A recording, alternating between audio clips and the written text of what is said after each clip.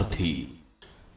इस वक्त हम मौजूद हैं इत्तेहाद मिल्लत काउंसिल के राष्ट्रीय अध्यक्ष मौलाना तौकीर रजा जी के साथ, और आइए उनसे बात करते हैं कि किस प्रकार से उन्होंने तिरंगा यात्रा का आह्वान किया था और किस प्रकार से प्रशासन ने उनके साथ कुछ ज्यादतियाँ की या किस प्रकार से उस तिरंगा यात्रा को रोकने की कोशिश की गई।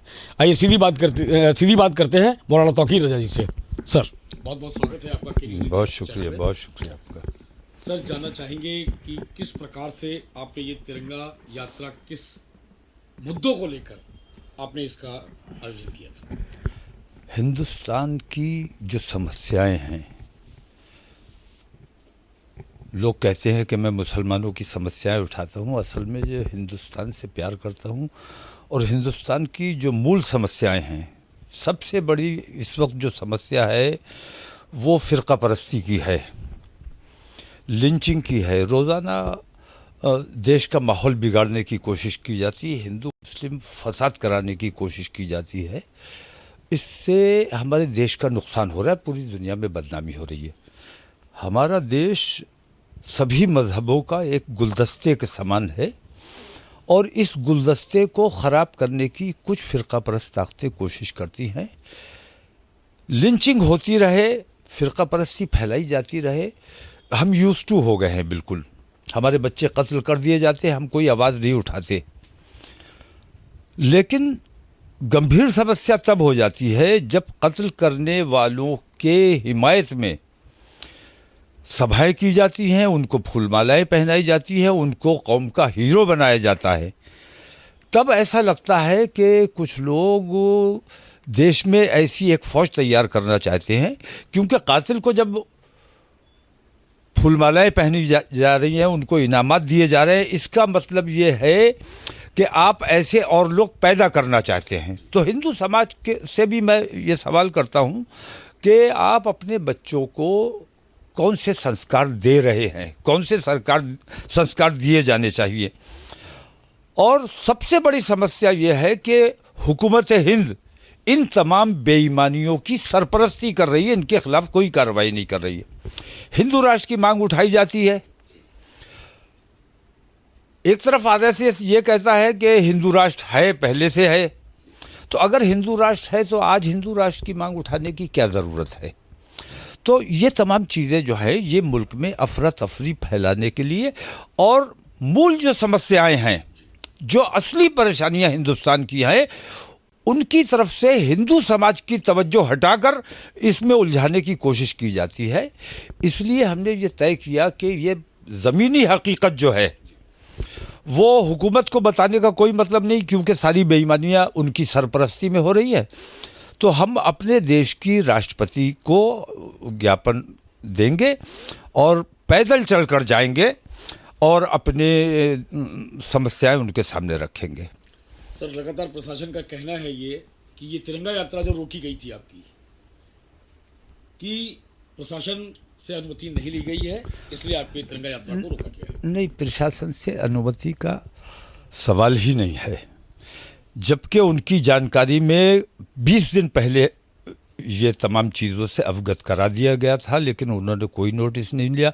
ज़िला प्रशासन की बात नहीं करता हूँ, मैंने शासन को, दिल्ली को भी भेजा था और उत्तर प्रदेश शासन को भी भेजा था, लेकिन कोई नोटिस नहीं लिया गया, उन्होंने कोई जवाब नहीं दिया। इसका मतलब ये कि उनकी अनुमति थी, और अगर अनुमति नहीं थी तो उन्हें फ़ौरन उस पर एक्शन लेना चाहिए था कि भाई आप यात्रा निकाल रहे हो तो आप परमिशन लीजिए। तो हमने हमेशा इत्तला दी है, नोटिस दिया है। परमिशन की ज़रूरत मैं नहीं समझता हूँ कि मैं अगर दिल्ली जा रहा हूँ तो उसके लिए मुझे किसी परमिशन की ज़रूरत है। कोई सभा अगर मैं कर रहा हूँ उसके लिए परमिशन की ज़रूरत होती है, लाउड स्पीकर लगा रहा हूँ उसके लिए परमिशन की ज़रूरत होती है, लेकिन मैं यात्रा पर निकल रहा हूँ, पद यात्रा कर रहा हूँ, उसके लिए मैं नहीं समझता। या फिर मुझे बताया जाता कि भाई इसके लिए भी परमिशन की ज़रूरत है, मैं परमिशन ले लेता। लेकिन असल मसला परमिशन का नहीं है, परमिशन का ये लोग बहाना बना रहे हैं। असल मसला ये है कि अगर मैं मुसलमानों की समस्याएं लेकर मुसलमानों की यात्रा निकालता तो मुझे नहीं रोका जाता, क्योंकि मेरा ऐसा करने से इनको हिंदू मुस्लिम करने में आसानी हो जाती, दिखाने में आसानी हो जाती कि देखिए मुसलमान कैसा कर रहे हैं। लेकिन मैं देश हित में और अपनी राष्ट्रपति के पास जा रहा था और देश हित में जा रहा था, देश की समस्याएं लेकर जा रहा था। इससे इनको तकलीफ हुई। और मेरी इस यात्रा में सिर्फ मुसलमान नहीं थे बल्कि गैर मुस्लिम हजरात भी उसमें शामिल थे। जो मैंने राष्ट्रपति को मेमोरेंडम देने के लिए 15 लोगों का चयन किया था, उनमें हिंदुस्तान के मुख्तलिफ सूबों से लोगों को रखा था, उसमें गैर मुस्लिम भी हैं। आपकी तिरंगा यात्रा में एक मुद्दा मानेसर की घटना को भी लेकर था, उसके बारे में क्या? नहीं, ऐसी तमाम घटनाएं जिससे देश में अफरा तफरी का माहौल बनता है, अलगाववाद का माहौल बनता है। आपकी तिरंगा यात्रा में एक मुद्दा मानेसर की घटना को भी लेकर था, उसके बारे में क्या? नहीं, ऐसी तमाम घटनाएं जिससे देश में अफरा तफरी का माहौल बनता है, अलगाववाद का माहौल बनता है। हम अपने देश को एकजुट रखना चाहते हैं, अपने देश को हम अखंड भारत रखना चाहते हैं। तो ये तमाम ताकतें जो है, विश्व हिंदू परिषद और बजरंग दल जैसे जो संगठन है, ये देश में बदअमनी फैलाने का काम कर रहे हैं और देश को तोड़ने की कोशिश की जा रही है। हिंदू राष्ट्र बनाने की जो बात करते हैं, हुकूमत को उनके खिलाफ एक्शन लेना चाहिए, क्योंकि ये कतई तौर पर गैर कानूनी मांग है। जिस तरह खालिस्तान वालों की गैर कानूनी मांग है, उसी तरह हिंदू राष्ट्र वालों की भी गैर कानूनी मांग है। वही कार्रवाई जो उन पर की गई, वही कार्रवाई इन पर की जानी चाहिए। ये मांग हमारी राष्ट्रपति से थी। तौकीर साहब, हिंदुस्तान के आवाम को आप क्या संदेश देना चाहते हैं अपनी इस तिरंगा यात्रा के? नहीं, हिंदुस्तान के अवाम को मैं यही संदेश देना चाहता हूँ कि देश की जो मूल समस्याएं हैं, देश के जो असल मसाइल हैं, उनकी तरफ से हुकूमत आपकी तवज्जो हटा रही है। ख़ास तौर से हिंदू भाइयों को बहकाने की कोशिश की जा रही है।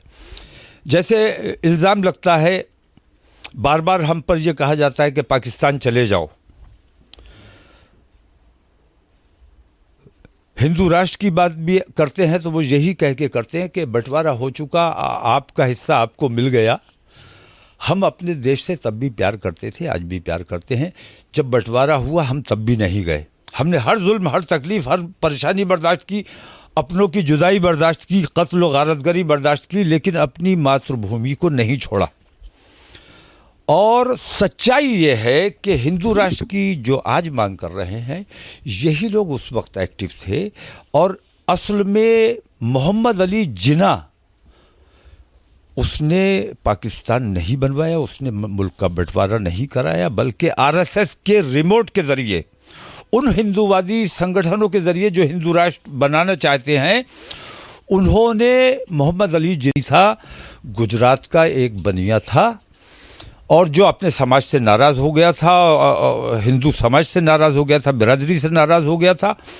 उसकी नाराज़गी का फ़ायदा आरएसएस और इन हिंदूवादी संगठनों ने उठाया और उसका इस्तेमाल करके उसके ज़रिए से ये बंटवारा हमारे देश का करवाने में कामयाब हुए।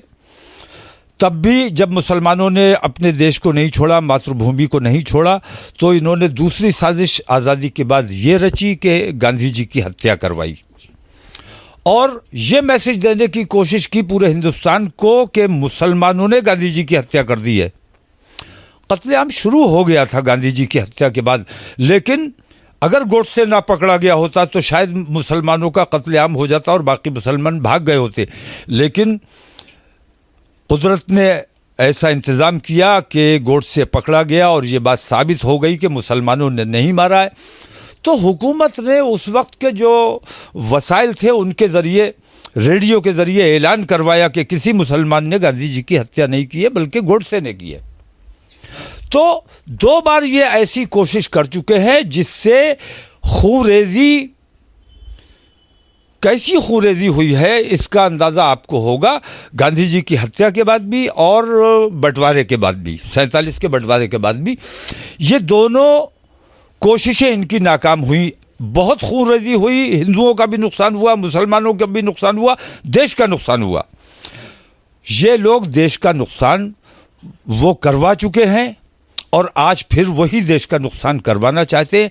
हम किसी भी हालत में अपने देश का एक और बंटवारा बर्दाश्त नहीं कर सकते।